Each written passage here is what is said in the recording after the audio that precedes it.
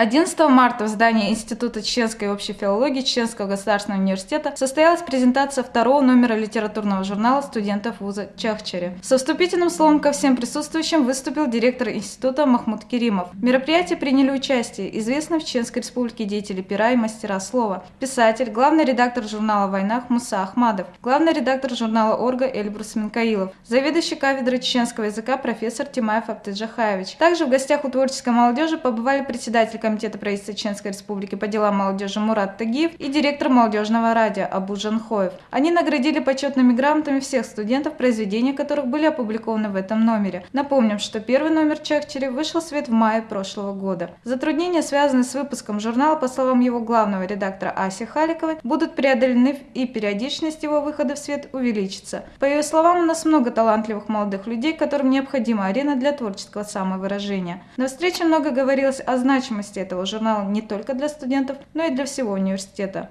Он дает возможность начинающим писателям и поэтому сделать свои первые шаги на пути творческого становления. Марта Саитова, пресс-служба Чеченского государственного университета.